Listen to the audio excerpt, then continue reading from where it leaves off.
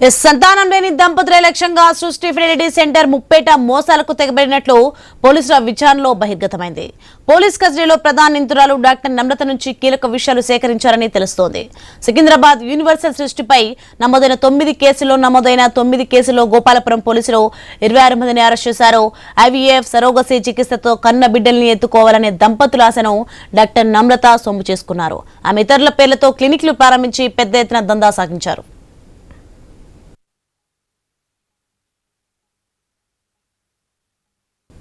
AP తెలంగాణలో వైద్య శిబిరాలు పెట్టి ఉచిత కన్సల్టింగ్ పేరుతో సంతానం లేని దంపతులను ఆకట్టుకున్నారు.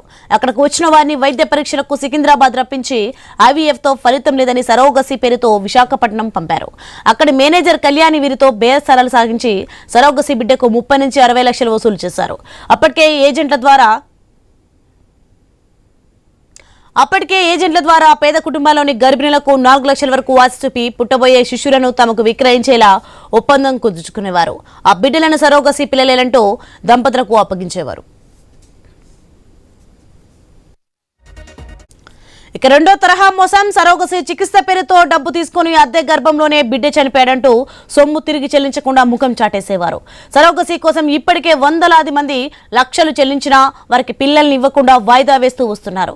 తమ వద్దకు వచ్చే వారిని ఇలా 3 రకాలుగా మోసగించినట్టు పోలీసులు ఆధారాలు సేకరించారు. నిందితురాలి నుంచి మరింత సమాచారం సేకరించేందుకు రెండోసారి మరో 5 రోజులు కస్టడీ కోరుతూ పోలీసులు పిటిషన్ దాఖలు చేయనున్నారు. ఇక శిశు విక్రయాల్లో జరిగిన లావాదేవీలపై పోలీసులు ఆరా తీస్తున్నారు. పిల్లల్ని తల్లిదండ్రుల నుంచి కొనుగోలు చేసిన ఏజెంట్ల నుంచి కొంతమేర సమాచారం సేకరించారు. దాని ఆధారంగా పిల్లల్ని అమ్మిన కొనుగోలు చేసిన తల్లిదండ్రులు కొందరు వివరాలు రాబట్టారు. పిల్లలు ఎవరి ఆధీనంలో ఉన్నారనేది గుర్తించేందుకు సిద్ధమయ్యారు. పోలీసులు స్వాధీనం చేసుకున్న బ్యాంక్ ఖాతాలు, రికార్డులు, రోగుల వివరాలు ఆధారంగా మరికొందరు ప్రమేయంపై ఆరా తీస్తున్నారు. హైదరాబాద్, విజయవాడ, విశాఖపట్నంలో మరో 5-6 వైద్యులు ఫెర్టిలిటీ కేంద్రంలో కన్సల్టింగ్ అధికారులుగా పనిచేసినట్టు ఆధారాలు లభించినట్టు తెలిసింది.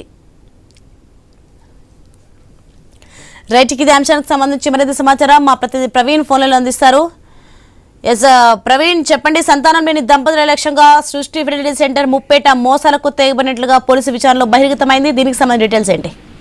సోనీ, మనం చూసుకుంటే ఇదే సికింద్రాబాద్ ఫర్టిలిటీ సెంటర్ ఏదైతే ఉందో దాని భాగవతం బయటకు వచ్చిన తర్వాత డాక్టర్ నమ్రతను అరెస్ట్ చేసి విచారణ చేశారు. విచారణ చేసిన తర్వాత గోపాలపురం పోలీసులు అయితే మరి టోటల్ గా ఇంకో 5 రోజులు కస్టడీకి అయితే తీసుకోవాలంటూ కూడా అయితే ఫీల్ దాఖలు చేయనున్నారు. ఇదే విధంగా చూసుకుంటే దీనికి సంబంధించినటువంటి వారందరినీ కూడా ఇప్పటికే 23 మందిని అరెస్ట్ చేయడం జరిగింది. 23 మందిని అరెస్ట్ చేసిన తర్వాత A3గా ఉన్నటువంటి కళ్యాణి ఎవరైతే ఉన్నారో కళ్యాణి కీలకమైన సమాచారం రాబట్టారు. అదేవిధంగా A6 గా ఉన్నటువంటి సంతోషి నుంచి కూడా కీలక సమాచారం ఆధారంగానే ఈమె ఏదైతే డాక్టర్ నమ్రత ఉన్నారో డాక్టర్ నమ్రతని మరో 1 వారం రోజుల పాటు కస్టడీ విచారణకు తీసుకోవాలంటూ కూడా పోలీసులు ఆలోచన చేస్తున్నట్టుగా తెలుస్తుంది. అదేవిధంగా తెలుసుకుంటే ఆమె బ్యాంక్ ఖాతాలు ఏవైతే ఉన్నాయో ఇప్పటికే ఆమె బ్యాంక్ ఖాతాలను స్వీచ్ చేశారు. మొత్తం తొలగా ఆర్థిక లావాదేవీల గురించి మొత్తం తొలగా ఆరా తీశారు.